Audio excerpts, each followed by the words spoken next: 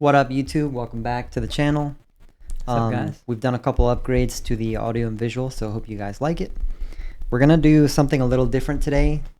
We saw that after Twitter was bought by Elon Musk, Ben Shapiro did a little piece, and the Young Turks covered what Ben Shapiro was talking about. We haven't seen this before. We thought it'd be really interesting to cover, so let's get into it. Let's get into it.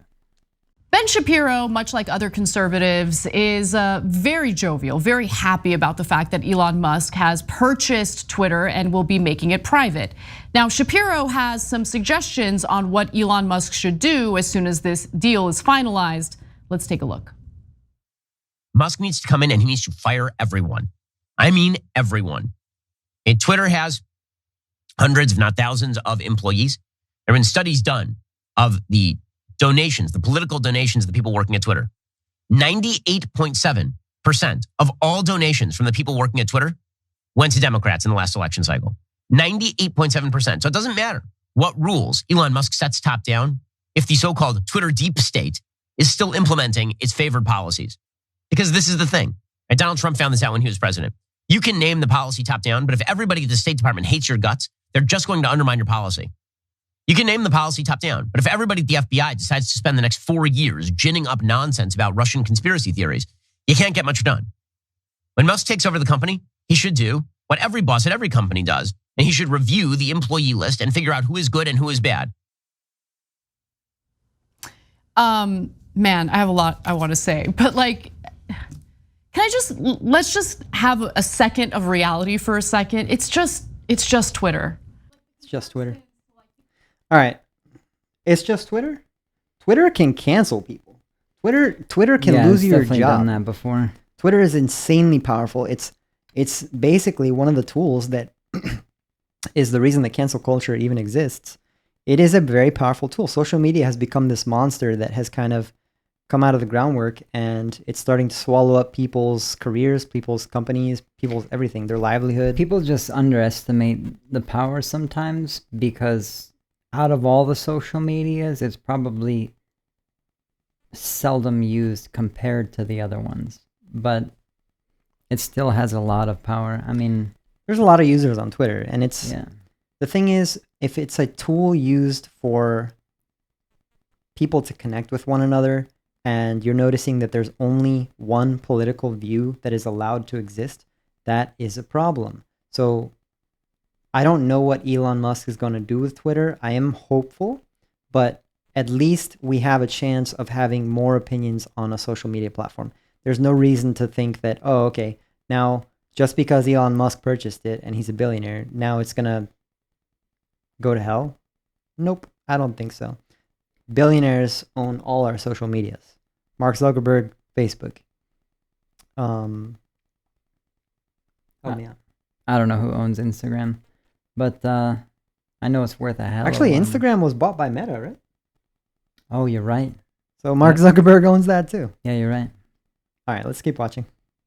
Like the comparisons to the FBI and the State Department, everyone just calm down for a second. Also, I don't know who Ben Shapiro's been hanging out with lately. It seems like it might be Meghan McCain, because there's a little Valley Girl tinge to his speaking style lately. Can we cue up that video one more time? I just want to watch the first few seconds. It's very McCain-esque. Yeah, I hear you, and I love making fun of this style too. But I just want to scream, hashtag cancel culture. Yeah, cancel culture.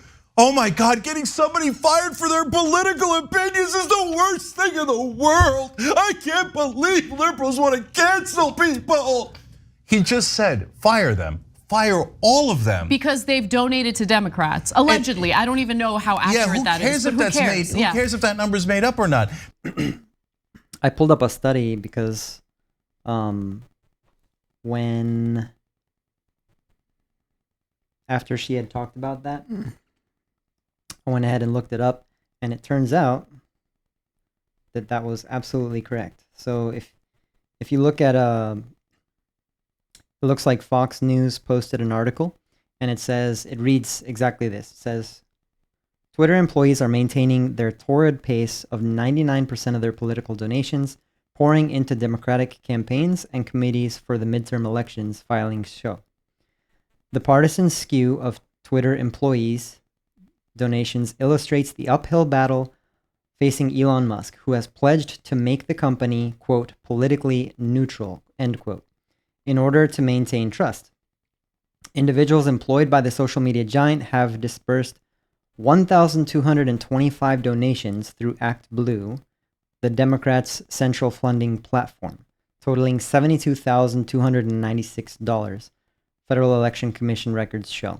Meanwhile, just 10 donations from Twitter employees were pushed through WinRed, the Republicans' fundraising platform, for $505 through the end of March, according to filings. That's a big difference. So Twitter, essentially, I don't know how many employees Twitter has exactly, but 1,225 donations versus 10. And the claim is that 98 or 99% of Twitter is left aligned. I think that's a pretty solid argument. I don't think those numbers are made it up at all. So let's continue with the video. Because the intent is what matters. Shapiro said, oh yeah, at the end, he's like, everybody comes in and decides who's good or who's bad. But wait a minute, you said based on their political donations, not based on whether they do a good job at work or not. Imagine if a progressive had bought Twitter or anything else and I said, oh, you know what? Find out who donated to Republicans and fire them all. And he'd be like, oh my God, cancel culture, cancel culture, right? No, he's like, fire them all, fire hundreds of them because they don't agree with us. Ben, you have always been a liar. You have never had any principles. All you've ever had is feelings. I don't like liberals. I want to fire them all. Don't you fire a single conservative, no matter what racist, horrible, terrible things they say. Oh, they have a right to be racist. We have a right, okay? No, but okay, God bless. But what also, are you firing people who disagree with you for, huh? You never believed in free speech, you liar. What the hell? Is he equating being Republican to being racist? I think it's weird that he's trying to say that Ben Shapiro is emotional. That's the last thing I've ever seen him do. Like, he always has his facts and he backs it up. Yeah, I think like it's so funny because he's characterizing Ben Shapiro as like a little child, and he's sounding like one right now as he's using his character description. 100% caught. No, I mean, look, they're all liars. I mean, when they claim that they're against cancel culture, they also simultaneously support all sorts of right-wing policies, which essentially like codify cancel culture in the form of canceling books, teachers, all sorts of things that they don't like. Okay, the reason they want to cancel, for those who aren't up to par or have children in the current schooling system, the reason that they're being so adamant about canceling teachers is because teachers are teaching children that it's okay to, okay, you were born a boy, you want to be a girl now? Sure, let's immediately take you to go do gender reassignment surgery. Dude, I saw hormone blockers, things that will have permanent effects on your life. When I was 5, I thought I was in space, and we were, you and I used to play where it was like, oh, we're in space, we're astronauts. And then tomorrow we're cowboys. And then the next day we're this. Yeah, now they have what's called a gender affirming psychiatrist that they have in like elementary and middle schools now in some places that are telling these children that don't even know how to think for themselves properly yet. They're so young. And they're being told, oh, you thought you were a girl once when you're a boy? Yes, you are that. And confusing these kids at such a young age. Yeah, and that's so silly. This wasn't a thing. If there were no influence of adults, I'd be okay with it if the kid entirely on his own created an identity, but it's always influenced from somewhere. I mean, kids are sponges. They don't take any attributes from their imagination. They take it from some form of inspiration. I mean, kids are sponges. If you've ever had a kid, you would know that. And if you've ever taken care of kids, I used to be a martial arts instructor, so I had a lot of child students, and they're sponges. I mean, if you curse one time in front of them, they will repeat it 10 times because you said it. Yeah. And They're constantly learning from adults. So it's on Right. adults to teach them principles and values. And if you Right. if you decide, "Oh, I'm going to let him or her figure it out," what kind of child do you think is going to spawn from that? It's just going to be a child with no morals or values. yeah, I actually saw a YouTube short the other day where it was a woman being interviewed, and I forget what station it was on, but she was concerned because the kids at her school started identifying as animals. And when they're doing a roll call for class, instead of saying like here or present or whatever, they were purring and woofing. I'm not even kidding. I'm not even kidding. I wish I was. And if the teacher doesn't respect the fact that their identity is a dog or a cat, they get fired because it's considered respecting a queer identity. So, I mean, that kind of stuff can't be tolerated. It really can't be. I mean, we're confusing our kids from such a young age that they're going to grow up into who knows. I mean, if we're teaching our kids that they can be animals, then what can they contribute back to society as an animal? An animal is provided for but can't do anything. Yeah. I'm imagining a world where a CEO of a company 20 years from now is going to say, well, I identify as an attack helicopter and you have to refer to me as Mr. Helicopter or Mrs. Helicopter or the helicopters. So of course they're hypocrites, of course they're full of it. But also, think about what he's saying there in regard to any given workplace, right? What he is essentially saying is every boss throughout the country, it will be unable to conduct business, to carry out their daily duties, unless every single person who works for them agrees with them politically. So basically, hey, CEOs, put a list of your employees together, start investigating them, maybe do some enhanced interrogations, maybe waterboard your employees, figure out what their political leanings are. Because if their political leanings don't agree with yours 100%, how are you gonna be able to do your job? You're not gonna be able to do your job. It's just like the deep state. What? Oh, okay. Yeah, and in essence, Kind of hilarious because that's what's been going on, except it's been left-wing agenda the whole time. All people ask for, all the United States has been asking for, at least the ones that are sensible, is let's have free speech again. Because right now on social media it doesn't exist. So let's at least open the door for the other side. It's not gonna be a problem. Just because we're opening this door doesn't mean, oh, now we're canceling free speech. No, that's what the left has been doing. So let's open the door for the other side and see what good can come of it. And there shouldn't be instances anywhere in society where you can't have a difference in opinion or else you're called a bigot. I mean, That's true. Everything is like, you can't have an opinion. Everything is based on love and tolerance, right? But there's points where it's no longer tolerant. It's actually asinine. It's toxic. And you are doing damage to other people, allowing them to believe these insane things. Imagine, if we go down the road of tolerance, where now we have ageism, where you suddenly identify you're, a 50-year-old person, and you identify as, oh, now I want to be 12 years old. I identify as a 12-year-old. And since what he's saying there, and not in essence, this is exactly what he's saying. He's like, I don't care how good they are at their job. I don't care if they're technically correct, if they're apt, if they're actually excel at their jobs. If they're not politically correct, they have donated to the wrong political party, you should fire them. So right wing, you're in favor of that? Just make up your mind. Are you in favor? Do you love cancel culture or do you hate it? Which one is it? Which one is it? They love it as long as the individuals being canceled do not agree with their political views. That's it. That's how it works. That's how it works. Isn't it amazing that the Joe Rogans and the Bill Maher's of the world have never once shown an example of right-wing cancel culture? No, that because they see this and they're like, themselves with right-wingers who, listen, they surround themselves with right wingers who just regurgitate the same thing over and over again.